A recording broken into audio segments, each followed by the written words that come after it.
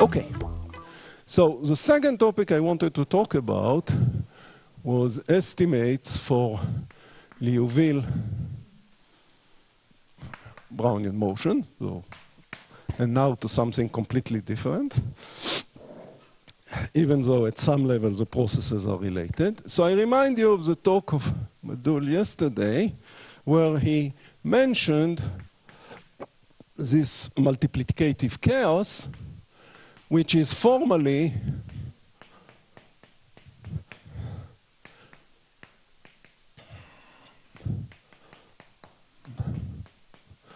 so this is a formal definition. And here we think of X as being in R2. In fact, I'm going to discuss the case where X is in the torus, in the two-dimensional torus. And this will give us a measure on the two-dimensional torus indexed by, generated by the Gaussian free field. So of course, as he pointed out yesterday, this is really not well defined. But you can construct that as in a limiting procedure, at least when you are subcritical, which is what I will assume now. So the subcriticality value with standard normalization is 2. So the criticality threshold is 2. And what I'm doing is I'm going to talk about gamma strictly less than 2. Okay? So this gives us a measure. So the GFF means that you have that. So here you can put the torus if you like, plus g of xy for some nice smooth function g. Okay? So this is well defined. And not only it is well defined, but a lot is known about dimensions, etc. In particular, the following result is not very hard to show, that if you take a ball of radius r, then this is going to be bounded by some constant r to the power alpha minus epsilon. So for each epsilon, you can find such a constant. And alpha is 2 times 1 minus gamma over 2 squared. So when gamma equals 0, you find what you expect, the Lebesgue measure. And when gamma increases, this becomes more and more, the exponent gets closer and closer to 0. This bound is uniform, so this is sup over x in t. Okay. So that's the multiplicative chaos.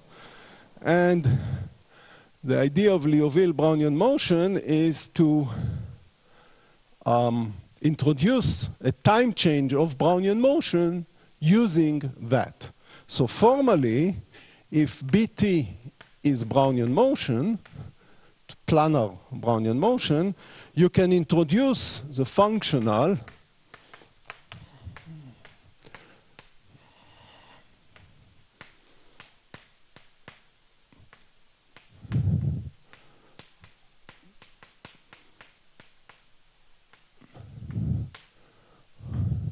Of course, here I wrote the expectation of x squared of BR, but this does not depend on R. Right? I'm on the torus, everything is shift invariance. Okay, so again, this does not make sense as written, because x was not defined pointwise, but you can imagine that you can construct it by a limiting procedure. This, of course, is an additive functional. And in fact, it's the additive functional with Revez measure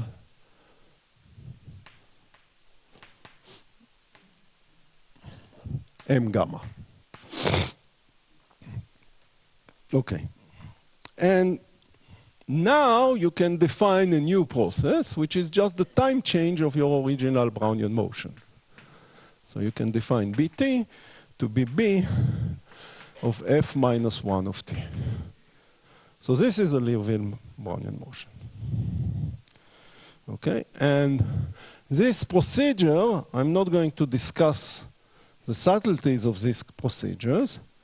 This has been done by Christophe Garbin, Remi Rhodes, and Vincent Vargas. So they proved that such a procedure can be carried out. You get a Feller Markov process.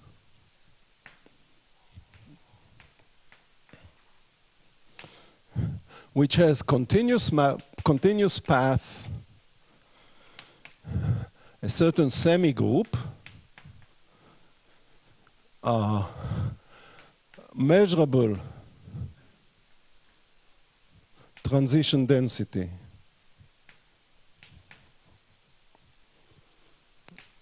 PT gamma of xy, with respect to m gamma. Okay, so since m gamma is a reversing measure for this object, this is what you will get. And in fact, the green function, this is just a time change, so it's clear that you can express a green function in terms of the ordinary green function for Brownian motion. So in fact, you have the following identity, which will be so this is a semigroup. This is nothing but the ordinary Brownian motion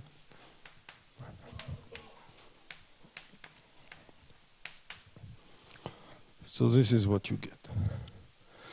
And so this is a starting point, or actually this is a pre-starting point. And then the question is, what can you say about this transition density? So, of course, you can dream. So what is a dream? So by pure analogy with diffusions on fractals and things like that, you could think that maybe you will be able to prove a statement like that. So let me write it and then explain why it is a dream.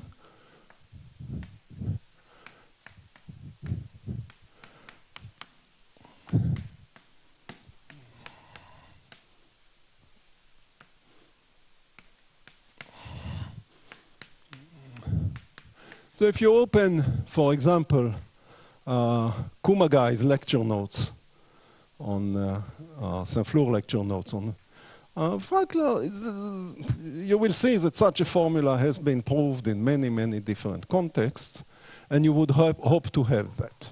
Okay, so what appears in this formula? So the first thing to observe is that you have here a distance.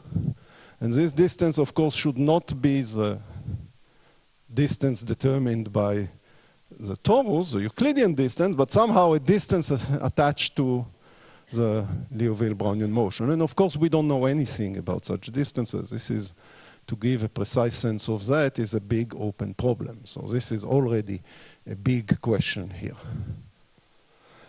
This factor is on diagonal behavior. And the ratio dH over beta, so dH over beta is twice what is called the spectral dimension. So for us, so far, it is just a name. Okay, and then what you see then is something that has an exponent of t, which is of this power. Sorry? So the challenge is to find what is beta. I'll come to that in just a second. Okay? Well, of course, if the dream is to find such an expression, then part of the dream is to find the metric. Yes, but there are different levels of dreams. So So first about the on-diagonal behavior. Maybe before we go too far, what about that? So this actually has been done. And this was done by Vargas and Rhodes, so which I will abbreviate henceforth by RV. So what they showed is, so they showed several important things. So maybe I will write it over there, because I'm going to need these facts.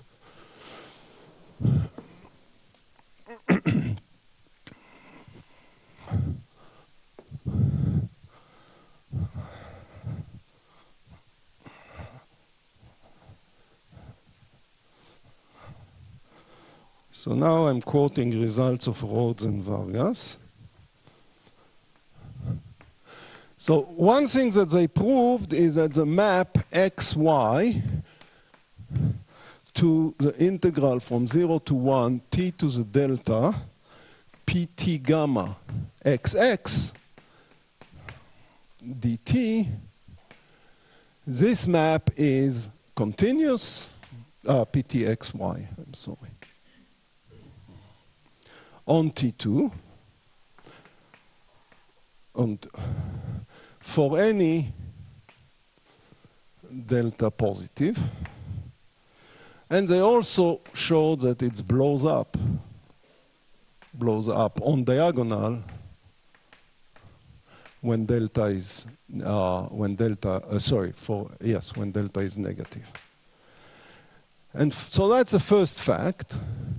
And from this, you see that dH over beta should be 1. If this dream is true, then dH over beta should be 1. That's exactly the boundary of integration. Okay? Up to logarithmic terms, up to sub-polynomial terms that we do not specify, this is what this statement tells you. Okay, so the answer to what is beta is it is dH. And so now there is only one parameter in this dream, and the parameter is beta. So before you can talk about the distance, let's not talk about points x and y that are close together. Then whatever that distance is a constant. And to find out beta, what you're asking is short time asymptotics of the heat kernel off diagonal. Okay? And this is what I'm going. So I'm very far. So maybe here, minor dream. Find beta in the sense that log of pt gamma divided by log t. So this is when xy, this should go to 1 over 1 beta minus 1. Okay? Sorry? You fix x and y and you take t to 0. And of course here you will have some function that I don't care about. So you'll get here maybe some c of xy. But this is of order 1, this constant. You're taking x and y far. Yes, yes, I'm saying yes. So this is a minor dream. Okay? I emphasize, this is a far cry from this. Okay, so you have to start dreaming somewhere. And unfortunately, I will not give you such a statement. I will only give you bounds. So this we do not know how to do. But I want to say that there are conjectures. Maybe instead of dream, I should call here this science fiction. Okay. And a minor science fiction is a formula of physicists have a formula. So they write it in terms of dH, but remember dH and beta are the same thing. So dH, which is beta, should be 1 plus gamma square over 4 plus the square root of 1 plus gamma square over 4 square plus gamma square.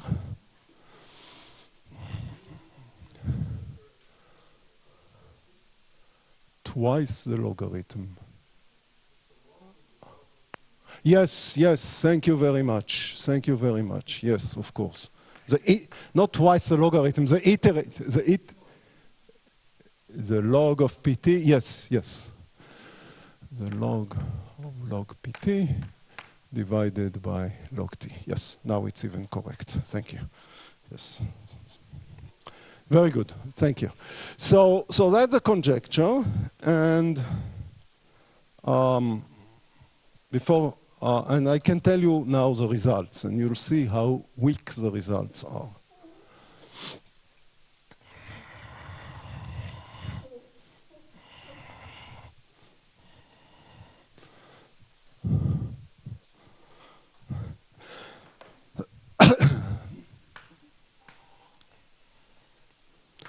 So this is joint work with Pascal Maillard, Remi Rhodes, Vincent Vargas, and myself. And it should appear on archive probably today. So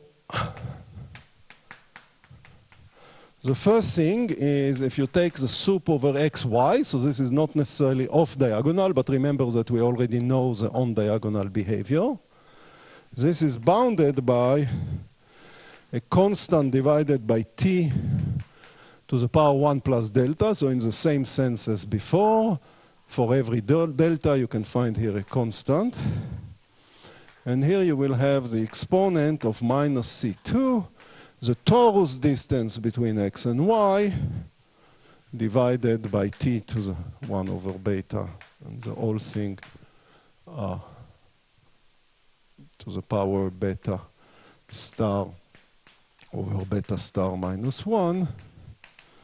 And beta star is gamma. I'm sorry for all the notation, but this is the nature of this game.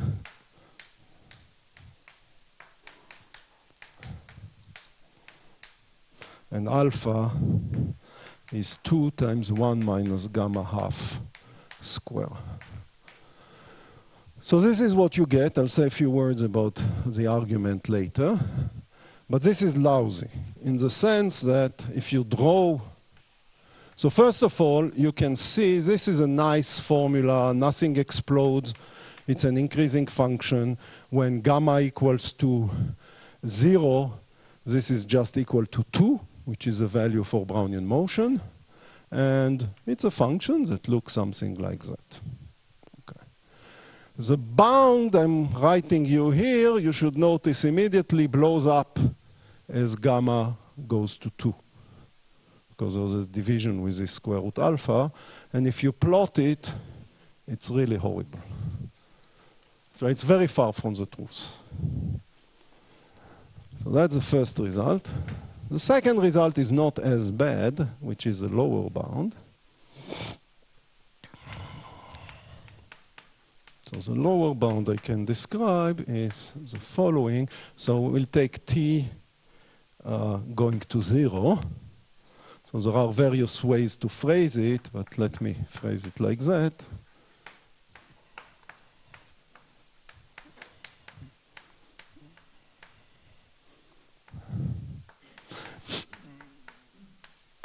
So actually, to be consistent with the previous notation, this is what you get. So, and this is for x and y fixed. Okay? Now, so maybe I'll pull it up there.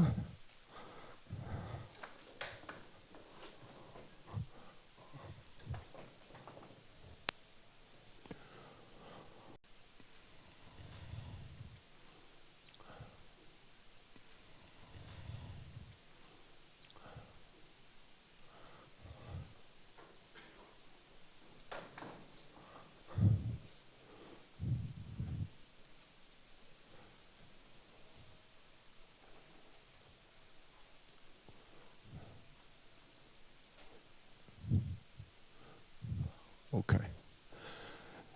Now if you draw this figure, so this was what the Becky formula say, which goes up to here. You see a curve which is, okay, a curve. But at least it looks in the same ball game. It doesn't blow up. There are no funny features of this curve. The asymptotics in terms of gamma square near 0 is not the correct one. It misses a factor near 0. It misses a factor of 2 near 0. So that is also not giving. By the way, I say the correct one. My understanding is that this formula is rather controversial. There is no agreement among physicists about whether this formula is correct or not. Now, one comment I want to make about the bound. So if you're thinking about it as what is PTXY, the question I'm asking really does not make too much sense. So we will show that PTXY is continuous in T, so continuous on R plus cross T square. So T, yeah, so, okay, I'm not consistent about what I write as a torus, whether it's T or T squared, but, okay? So it's continuous, of course, not at 0, but it is continuous elsewhere.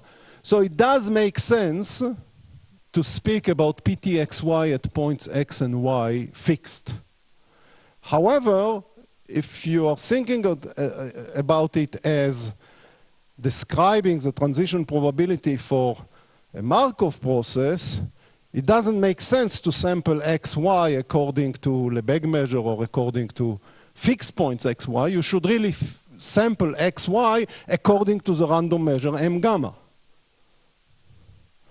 So you could ask what happens if you sample xy, and in my view this is a more interesting question, what happens when you sample xy according to m gamma?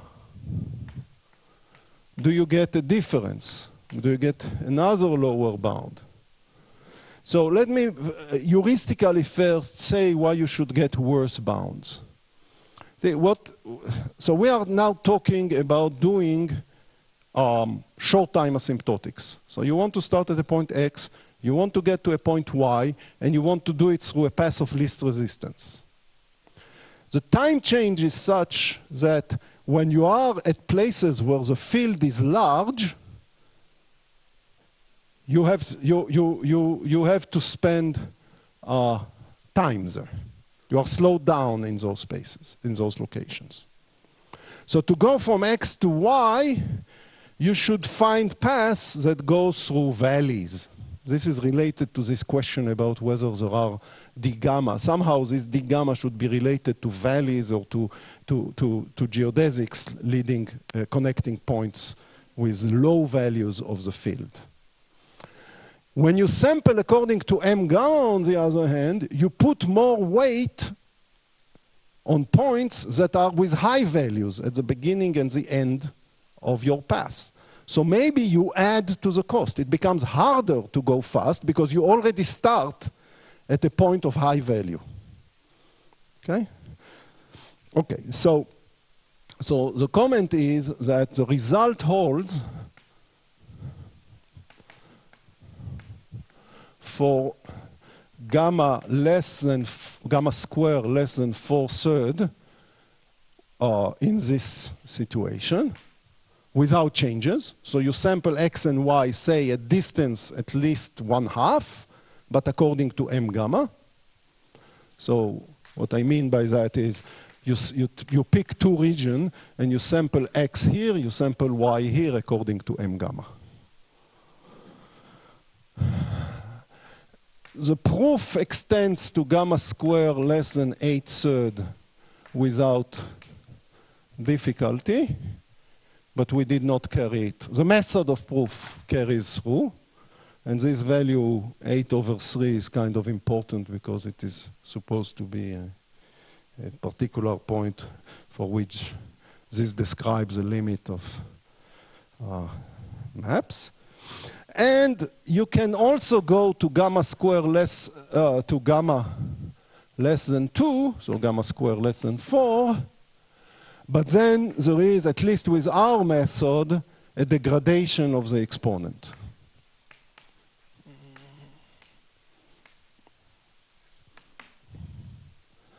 So when you put gamma larger and larger, you sample from higher and higher peaks.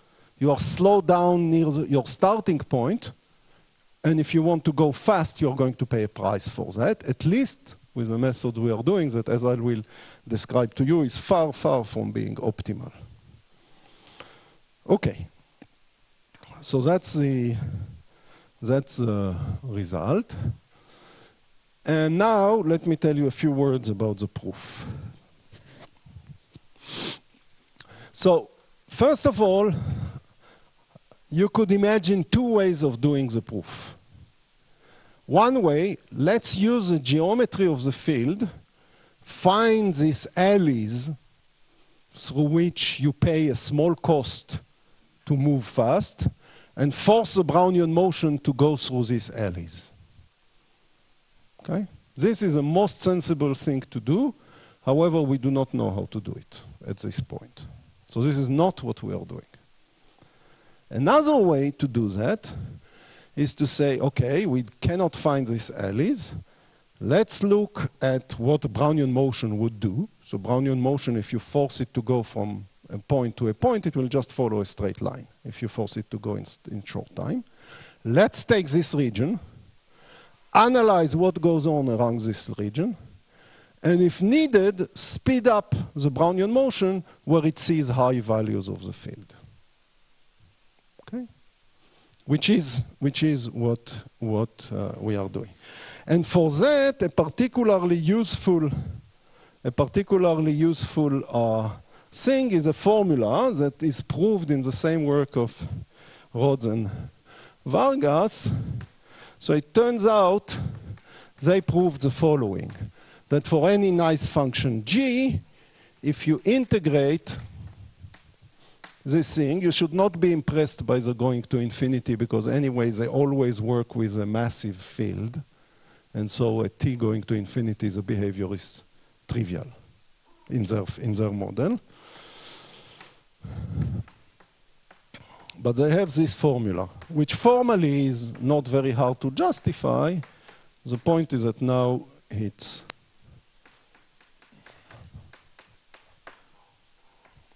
so let me explain everything that is written here. So this is a bridge for ordinary Brownian motion. So this is a bridge that goes from x to y at time t. Okay? And now f of t is, of course, with respect to this bridge. So I wrote you f of t. It's written somewhere on the board, I hope. Should be written. Here it is written. So now the b that you stick in there is a Brownian bridge between x and y. And ptxy is just the ordinary heat kernel. So this ptxy is nothing but e to the minus constant over t, as far as we are concerned. Remember, x and y are far away from each other, so this is of this order. So this we know, this measure we know rather well. What is this measure doing? It is essentially, except from something in the beginning and the end, it is putting throughout the path a drift of order 1 over t. So you can think morally, instead of the Brownian bridge, as a Brownian motion with drift 1 over t. This is a picture you should have in mind. Okay? Good. Okay, so, yes, so I'm now 10 minutes into my talk. What should I raise? Okay. Maybe I'll raise these comments.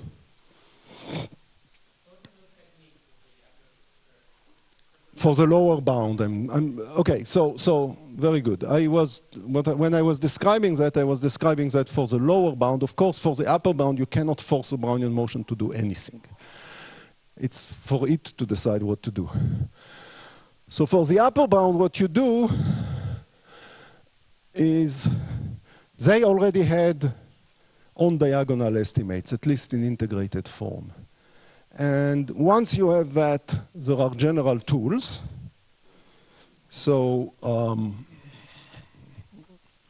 okay, so yes, so what I described was for lower bound. Let me say a word about upper bound, but I really want to spend most of my time on the lower bound. So for upper bound, so first you can, it's not very hard to see, so you know that the integral of g squared xy m gamma of dx, m gamma of dy is finite, almost surely. And this immediately tells you that the operator that takes f into the integral gxy f of y m gamma of dy and works from, okay, so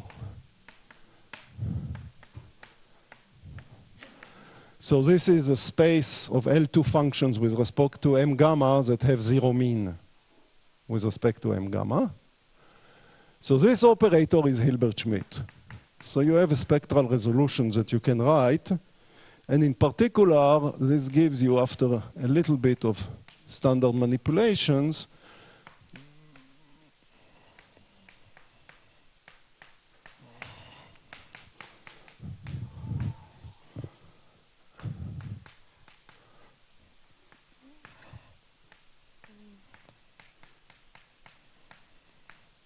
so you have this representation. In particular, you know that on diagonal, you are monotone. Okay, monotone in T, which is useful. And then, so that's one thing. So you can deduce essentially an upper bound on diagonal from this Rhodes-Vargas result that I mentioned to you earlier. And then from general theory, you know that if you control exit time from balls, then depending on your control of exit time from balls, you will get an upper bound of that form with beta that depends on your control on exit time. This is an easy chaining argument, essentially. And the control of exit time turned out to be crucial in the construction of the Liouville Brownian motion. So in fact, they have moments of that. They have bounds, they have good bounds, both positive and negative on F. Okay? In particular, there are nil bounds on negative powers of F, and that is enough. This is done by Garbon, Rhodes, and Vargas. So in fact, the main estimates are already there in the construction. This was a crucial estimate in piecing together the process. So once you have that, this is just an issue of standard theory. Of course, the estimates they have are not optimal because they are essentially a niled estimate and they are really bad.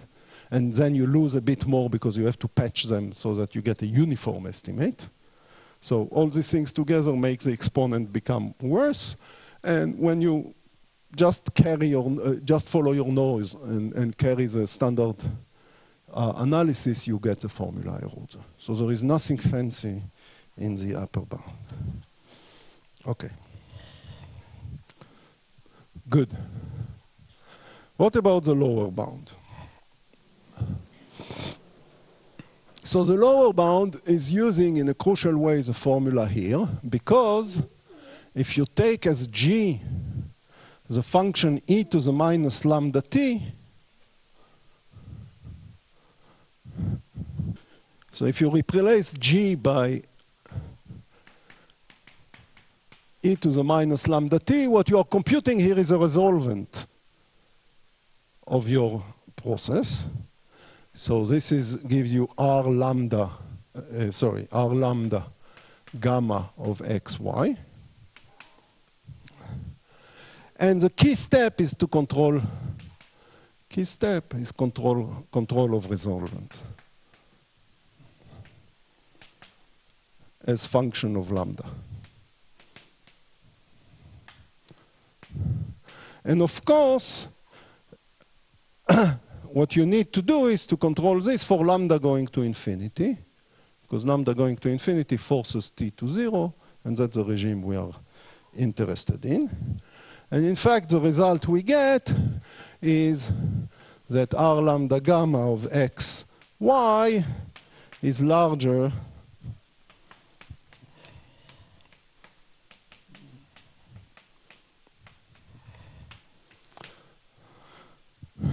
is of this form. And once you have that, you use Harnack inequalities, you can transfer it to estimates on the heat kernel itself. So I want to focus on explaining this estimate. All the rest are, okay, not trivial, but standard moves, and not so specific to our problem. So I want to explain that. So the point to note is the following. If you're looking here, you're already paying a price of e to the minus c over t. So any change of measures that you are going to do, or any rare event that you are going to choose for the Brownian motion that has price, that has a probability at least e to the minus constant over t, you're not going to feel it. It's not going to cost you anything. So we are going to take as an answer that those are the strategies we want to do. For the results on the end point, by the way, that I mentioned earlier, you have to do slightly better. But at the moment, this is what we are going to take. And now let's try to understand what is going on in the process.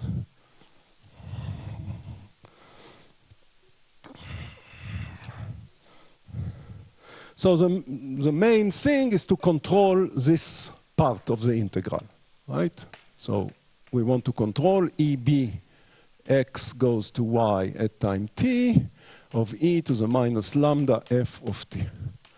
This is the object we need to control. Okay. Now, let's draw a picture. And remember that I told you I'm going to avoid taking advantage of the geometry of M gamma. So this is a huge weakness of what we do, and probably by taking advantage of that, you can improve it significantly. And what we are going to do is to say the following. Well, this bridge is inducing a drift of 1 over t. So for Brownian motion, if a drift is of order 1 over t, and I take a box of size t, the drift and the diffusivity are of the same order. So the natural discretization would be to take boxes of size t. Because in each of them, the crossing time because of the drift is essentially the same as the crossing time because of the diffusivity. So let's call the ice box Si. So here was my x. Here was my y. There was a somewhat big headache to worry about what happens in the beginning and the end, because the picture I'm telling you is not the correct picture in the beginning and the end. A Brownian bridge, it's not true that at the beginning it's like Brownian motion with drift 1 over t. But let's not worry about that. Now, first of all, what is the probability to stay, given that you are in a bridge, to stay in this region? So this probability is e to the minus 1 over t, because one direction you fixed, the other direction is independent of it, so or almost independent, and it's essentially like freezing a Brownian motion in the transversal direction to move not more than t. So this is what it is going to cost you. Now, remember that we are trying to compute the expectation of e to the minus lambda f. So the first idea would be to use Jensen. That will definitely give me a lower bound. And the nice thing about using Jensen is that when you push the expectation up here, what you are doing is you are integrating this function f with respect to the occupation measure of this f is a sum, is an increasing function. So you're really integrating according to the occupation measure of the Brownian motion, and this gives you some averaging. So very roughly, the contribution from each box is going to contribute m gamma of Si to each, to f. Now, along this path, there will be different boxes. And we call a box delta thick if m gamma of Si is t squared times t to the gamma square over 2, t to the minus delta gamma. So this is just that the level of the field is at delta. This is a delta sig point. And we know everything there is to be known about how many such delta sig points there are. Let me just say that the contribution to the contribution. Okay, so maybe I should not try to do in the 1 minute that I have all the computations on the board. Let me just say what is going on. So these are the delta sig points. You can count how many delta sig points there are. And note, this is not the same number as the number of delta sig points in the whole plane. And because this is essentially a one-dimensional log-correlated field, not a two-dimensional log-correlated field now. So the number of such sig points on this strip is t to the delta square over 2 minus 1. And now you just do a counting. So you count how many such boxes, what is the contribution, if you don't do any additional change of measure. And you ask yourself, what is the delta that dominates everything? And as it, so of course, this is for delta smaller than square root 2. So that's important. Because we are now one-dimensional, the critical dimension is dropped not to 2, but to square root 2. Okay. In general, the critical dimension is square root 2d. Okay, so you know what it is, and it will be largest contribution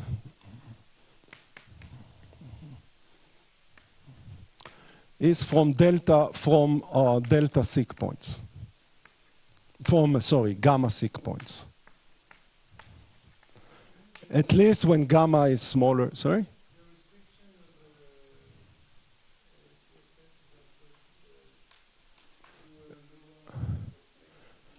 But it's still log correlated. I mean, the field is the same field. So it's still log correlated, right? Log is log.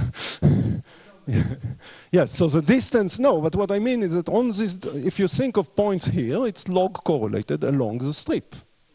So it's a one-dimensional log correlated. And of course, because the area is smaller, the cardinality of boxes is smaller on the strip than on 2D, you will see less extremes. So the largest extreme is dropping. Instead of being 2, it becomes square root 2. In general, it's square root 2D for log correlated field. Yes, and this one is. Okay, so in fact, so this is what you discover. And if you do that, you get very bad bounds. Essentially, you get Gaussian bounds. So this is useless. This is not giving anything interesting. So in fact, the gamma disappears. You get the resolvent. When you plug in and you do everything, you get that the resolvent R lambda, if I did not make a mistake in the computation, is of this order. This is, of course, of no interest. So what do? What you do is you say, okay, let's group the boxes into delta seek points. And now in delta thick points, use a drift v delta, or a velocity v delta. And of course, v delta will be larger than 1 over t. Okay? So the crossing time will be shorter. Okay? The crossing time will be shorter. It means that here, instead of t square, what will appear, t square was here the crossing time, was essentially the time you took to cross. You will get a different factor here. But you will pay for the change of measure. So now you can write you can constrain that the total cost is smaller than 1 over t. The total cost, the total exponential cost of making these changes of measures is smaller than 1 over t. So of course you use the fact that the cardinality of the delta seek points decreases with delta. And find best v delta. Okay. And when you do that, you discover something interesting happening. The dominating delta is gamma over 2. So this is, at least in spirit, in the spirit of what I told you before, that somehow the Brownian motion, even though when you sample according to m gamma, what you see are gamma seek points, for the heat kernel, points which are not that seek are important.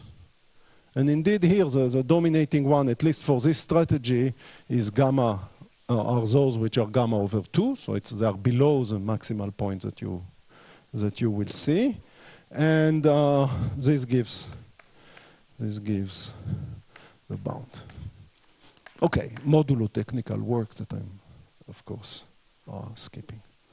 Okay, I thought of telling you something about the endpoints, but I have no time for that. So thanks for your attention. I'll be happy to answer questions.